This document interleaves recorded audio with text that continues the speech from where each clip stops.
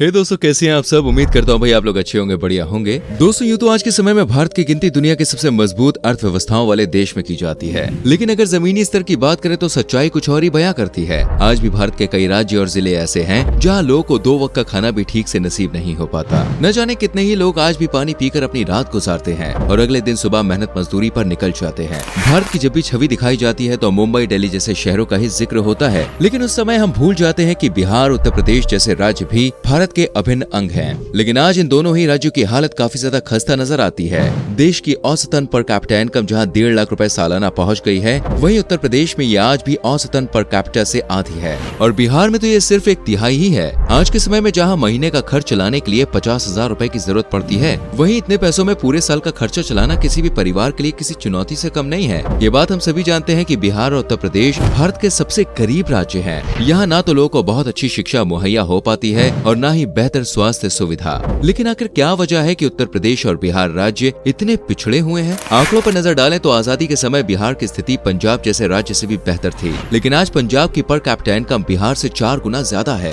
आज की वीडियो में हम दोनों राज्यों की गरीबी के कारण और इससे संबंधित कई ऐसी बातों के बारे में आपको बताएंगे जिनके बारे में आपने पहले कभी भी नहीं सुना होगा। तो चलिए बिना देरी करते हुए आज की इस वीडियो को शुरू करते हैं। दोस्तों, उत्तर प्रदेश भारत का सबसे ज्यादा आबादी वाला राज्य है, तो वहीं बिहार इस सूची में तीसरे स्थान पे आता है। आज के समय में सिर्फ इन 2 राज्यों में ही भारत के 35 करोड़ से ज्यादा लोग रहते हैं। इन राज्यों के गरीब होने की एक मुख्य वजह यहाँ की ज्यादा जनसंख्या भी है, लेकिन इस बारे में हम वीडियो में आगे चर्चा करेंगे। पहले हम बिहार और यूपी के इतिहास के बारे में जान लेते हैं। 18वीं शताब्दी के मध्य तक इन दोनों राज्यों की स्थिति भी देश के अन्य राज्यों जैसी ही थी। ये दोनों राज्य गंगा नदी के किनारे बसे हुए हैं, जिसकी वजह से यहाँ की जमीन काफी ज्यादा उपजाऊ मानी जाती थी। लेकिन साथ ही यहाँ की भौगोलिक स्थिति ऐसी है कि किसी साल बहुत ज्यादा बारिश होती थी, जिसकी वजह से अच्छी फसल होती थी, तो वहीं कई बार सूखे जैसे हालात भी पैदा होते थे। ये बात ब्रिटिश शासनकाल के दौर की है। ब्रिटिशर्स सभी राज्यों में किसानों से लगान वसूला करते थे, लेकिन जब उन्होंने देखा कि एक साल तो यूपी बिहार से अच्छा लगान लेके आता है, लेकिन दूसरे साल बिल्कुल भी लगान इकट्ठा नहीं हो पाता, इसे मेंटेन और रेगुलेट करने के लिए सन 1793 में उत्तर प्रदेश और बिहार में परमानेंट सेटलमेंट एक्ट लागू कर दिया गया।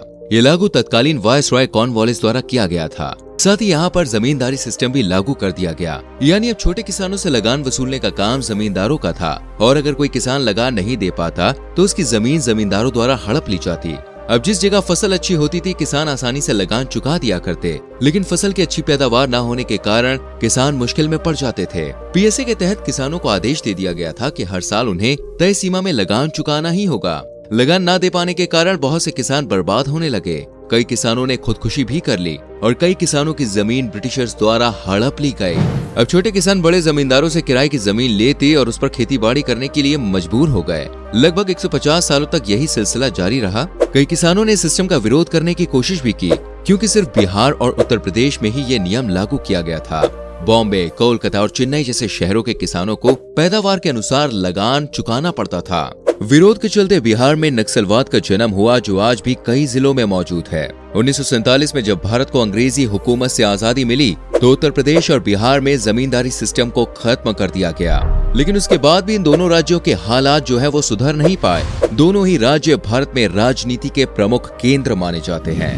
राजनीति के कारण इन दोनों राज्य की वो हालत है जो हमें आज नजर आ रही है। सन 1990 से 2002 के बीच उत्तर प्रदेश में 8 सरकारें बदली, तो वहीं बिहार में सन 1961 से लेकर 1990 तक 20 बार सरकार में परिवर्तन आया। पॉलिटिकल स्टेबिलिटी के कारण यहाँ विकास ठीक से नहीं हो पाया और ये दोनों राज्य लगातार राजनीति के गंदे खेल का शिकार होते चले गए। राजनेताओं ने हमेशा से ही यहाँ पर जात पात और ऊंच नीच की राजनीति का खेल जारी रखा। यादवों से कहा गया कि वो यादव को ही वोट करें, जाट गुर्जरों से अपने समुदाय के लोगों को वोट करने के लिए कहा गया। इसी प्रकार राजपूत, हिंदू, मुसलमान, दलित और ना जाने इंसानों को कितनी कौम में बांट दिया गया।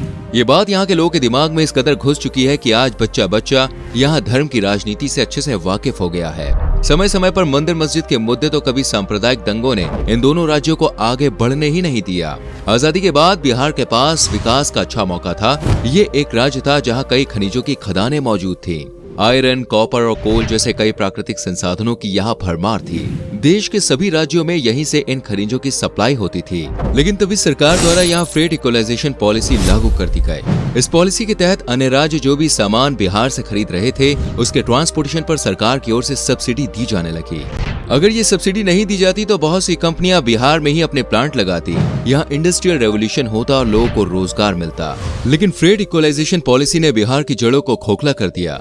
इससे न तो राज्य के आम लोगों को रोजगार मिला, न सरकार की ज्यादा कमाई हुई और खनिज बेचकर जो पैसा आ रहा था उसे सब्सिडी में बर्बाद कर दिया गया। सन 1991 तक ये सिलसिला जारी रहा। 40 साल के बाद सरकार की आंख खुली और इस पॉलिसी को रद्द कर दिया गया, लेकिन अब तक बहुत देर हो चुकी थी। 4 दशक के दौरान देश के अन्य राज्यों में इंडस्ट्रियल रेवोल्यूशन अपने पैर पसार चुका था। गंदी राजनीति के कारण बिहार और उत्तर प्रदेश में सड़कों की हालत नहीं सुधर पाई। यहाँ के इंफ्रास्ट्रक्चर को डेवलप करने की ओर किसी भी सरकार ने ध्यान नहीं दिया। बिजली का न आना इन राज्यों में प्राइवेट कंपनियों के लिए एक बड़ा बैरियर था। न चाहते हुए भी बिहार और उत्तर प्रदेश के लोग दिल्ली, मुंबई जैसे शहरों की ओर रुख कर रहे थे। घर और परिवार से दूर रहकर कोई काम नहीं करना चाहता, लेकिन हालात और मजबूरी इंसान को सब कुछ करने के लिए मजबूर कर देती है। अन्य राज्यों में किसानों को सरकार की ओर से कई प्रकार की सब्सिडीज, पेस्टिसाइड्स, बीज खरीदने के लिए पैसे और भी कई प्रकार की सुविधाएं दी जाती हैं। लेकिन बिहार और उत्तर प्रदेश के किसान इन सभी सुविधाओं से वंचित रहे हैं, जिसकी वजह सरकारी खेमे में भ्रष्टाचार का होना है। हर साल किसानों के हित को ध्यान में रखते हुए सरकार कई स्कीम लागू करती है, लेकिन उनका फायदा आम लोगों तक नहीं पहुंच पाता। आधे से ज्यादा पैसे बीच में ही भ्रष्टाचार की भेंट चढ़ जाते हैं। साल 2003 में Nobel prize winners Abhijit Banerjee और लक्ष्मी अय्यर ने एक रिसर्च रिपोर्ट जारी की थी, जिसमें बिहार और उत्तर प्रदेश को देश के अन्य राज्यों के साथ कंपेयर किया गया था। उस रिपोर्ट में कहा गया था कि खराब सिस्टम, भ्रष्टाचार, एग्रीकल्चर फील्ड में क्रांति का न आना जैसे कई कारण हैं, जिसकी वजह से उत्तर प्रदेश और बिहार लगातार पिछड़ रहे हैं। साथ ही शिक्षा प्रणाली का भी इन राज्यों में जो हाल है वो बेहाल है। बच्चे पढ़ाई लिखाई के बजाय गुंडागर्दी की ओर ज्यादा आकर्षित हो रहे हैं और इन हालातों में पिछले 2 दशक के दौरान बहुत ज्यादा बदलाव नहीं आया है। 2003 में बिहार में 33% यानी कि 1/3 परिवार ऐसे थे जिनके पास अपनी खुद की कोई भी जमीन नहीं थी। वहीं 15% परिवार के पास खेती के लिए 1 एकड़ से भी कम की जमीन थी। इतने छोटे किसान कृषि के लिए महंगी मशीनें नहीं खरीद सकते, जिसकी वजह से फसल की पैदावार बहुत ज्यादा नहीं हो पाती। कम फसल को शहर में बेचना भी मुमकिन नहीं होता, क्योंकि जितनी कीमत की फसल है उससे ज्यादा ट्रांसपोर्टेशन का किराया होता है। इसकी वजह से जमींदारों या आसपास के लोगों की सस्ती दरों पर फसल बेच पाते हैं। साल 2000 में झारखंड बिहार से अलग हो गया और उत्तर प्रदेश से उत्तराखंड अलग हो गया। इन राज्यों के अलग होने पर भी यहाँ की अर्थव्यवस्था पर एक बड़ा असर पड़ा है। बिहार में जितने भी खनिज की खदानें हैं वो सभी झारखंड के हिस्से में अंदर चली गईं, जिनमें बोकारो, धनबाद और जमशेदपुर जैसे कई जिले शामिल हैं। वहीं बिहार की आज भी हर साल कोसी जैसी कई नदियों में बाढ़ आती है, जिससे बिहार की अर्थव्यवस्था को करोड़ों रुपए का नुकसान होता है। ऊपर से बिहार और उत्तर प्रदेश में कानून व्यवस्था हमेशा से ही कमजोर रही है। यहाँ पुलिस से ज्यादा अपराधियों का राज रहा है। लगभग 15 साल पहले छपी एक रिपोर्ट के अनुसार मुंबई में प्रत्येक 776 लोगों पर एक पुलिसकर्मी था, तो वहीं बिहार और उत्तर प्रदेश में 2400 लोगों पर एक पुलिसकर्मी था। इतनी बड़ी जनसंख्या वाले राज्यों में ऐसी कानून व्यवस्था होगी तो गुंडागर्दी को बढ़ने से भला कौन रोक सकता है। बिहार भारत का वो राज्य है जहां से आज भी सबसे ज्यादा IITians, IAS, IPS और अन्य सरकारी अफसर निकलते हैं, लेकिन आला अधिकारी बनने के बाद कोई भी अपने राज्य के विकास के बारे में नहीं सोचता। वो सिर्फ काली कमाई और अपनी जेब भरने पर ही फोकस करता है। बिहार और उत्तर प्रदेश के लोगों में इतनी काबिलियत है कि अगर 50% या फिर 1/4 लोग भी अपने राज्य के विकास के बारे में सोचे ना, तो कुछ ही सालों में यहाँ की काया पलट सकती है। दोस्तों, बिहार और उत्तर प्रदेश सबसे ज्यादा फर्टिलिटी वाले राज्य बन गए हैं। जनसंख्या काबू होने के बाद ही यहाँ के विकास की गाथा शुरू हो सकती है।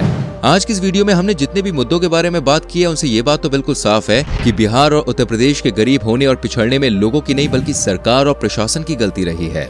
फिर चाहे वो ब्रिटिश इंडिया गवर्नमेंट हो या फिर आज की भारत सरकार, सभी ने इन राज्यों की जनता का शोषण किया है और यहाँ की जनता को सियासत के लिए इस्तेमाल किया है।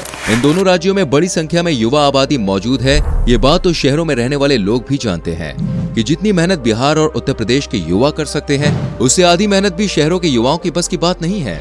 तो दोस्तों, अब तो आप समझ गए होंगे कि बिहार और उत्तर प्रदेश इतने गरीब क्यों हैं। देखिए, समय हमेशा एक जैसा नहीं होता। जिस दिन इन दोनों राज्य के नागरिकों ने अपने हक के लिए आवाज उठाई, उस दिन के बाद इन राज्यों को तरक्की के पथ पर बढ़ने से कोई भी रोक नहीं सकता।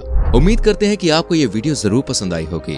हमें नीचे कमेंट करके बताएं कि आपकी क्या राय है। वीडियो को लाइक और शेयर जरूर करें और आने वाली वीडियोस को देखने के लिए चैनल को सब्सक्राइब करके बेल आइकन प्रेस करें, जिससे आपसे कोई भी वीडियो मिस ना हो। मिलते हैं दोस्तों अगली वीडियो में। अपना बहुत ख्याल रखें। Bye bye.